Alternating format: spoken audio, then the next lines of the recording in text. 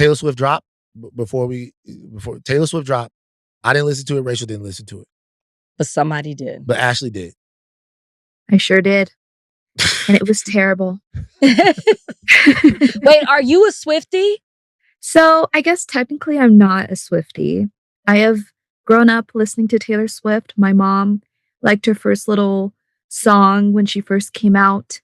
And I liked Folklore. I liked Evermore. Okay. I thought it was some of her best writing. And this album, it's called Life of a Showgirl. I think it should be called Death of a Showgirl. Oh. It was horrific. Why? Uninspired. It was 2 reasons. There's 2 different reasons. Oh, actually, I would put 3. First reason, written horribly, produced horribly. So she's not a lyrical genius, is what you're saying. Nope. Wow. No lyrical spherical individualism here. She's terrible at writing whatever was on this album. Number 2, she wrote a diss track about Charlie XCX of Brat Summer this summer. It was probably the most tone-deaf mean girl thing I've ever heard. And number 3, I do not want to listen to an entire song about Travis Kelce's dick, nor do I want to hear about how Taylor Swift is happy that Travis Kelce is no longer dating Black women. I do not want to hear about Did she any say of that? I heard She about definitely this. inferred that in one of her songs. Okay, tell me So- about that. Go ahead, Ashley. So that the song Opalite is the third song on her album, Underneath Elizabeth Taylor. This song is about how she and Travis Kelce are going to make a bunch of babies and live somewhere beautifully. But she infers that she is very, very pleased that he is not dating women that he used to date. And reminder, the women that Travis used to date were all Black. And now he is here with poor Taylor, who is screaming from the top of her lungs.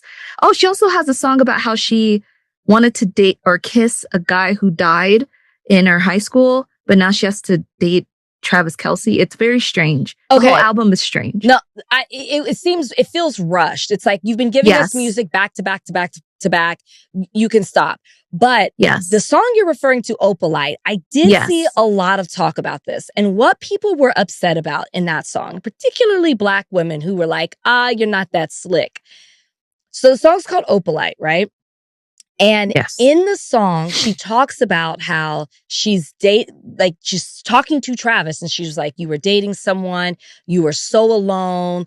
They were always in their phone, which is a reference to... Look at that right now. You were in it for real and she was on her phone. And she was on her phone. And you were just opposed. And you were just opposed. So basically alluding to that Kayla Nicole was always in her phone. I guess there were rumors about that.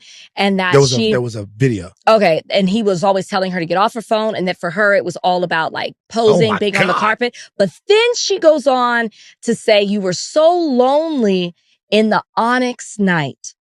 Read the lyric. Wait, onyx night? Get down to the onyx night. Get down to the chorus. Where does it say? Sleepless in the onyx night? Keep going.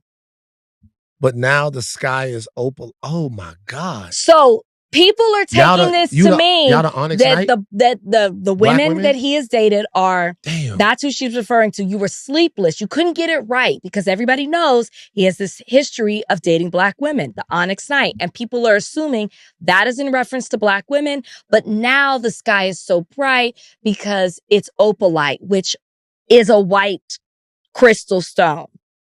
Well, and so people are saying that this is hit him up. She said, I had a bad habit of missing Lover's Pass. My brother used to call it eating out of the trash. Lover's Pass of Travis Kelce, the trash. Trashy onyx women. This album is trash. I'm looking at this right now on this. But it's like, also like. Onyx? Why are you going after the Fredo, exes? you gonna let her? Like, you're Taylor Swift. You got all the things you wanted. I know you. You got all the things you wanted. You got your man. You made a whole song about it. You're in a relationship like you never did before. Allegedly, if this is true, leave the Black women alone. Also, my biggest thing with Taylor is I would never know Taylor was 35 years old. She still writes from the music that I have heard, it feels like she's 35 but writing like a 14-year-old. Ashley, you're more in depth with the music. Is that is that a fair assessment? 100% correct. 100% correct. If you compare her to Adele, who is the exact same age as Taylor Swift. For real? Yes. Then you can see the difference between the maturity in their music. So yeah, Taylor writes like she's 14 still. Yeah. Opalite.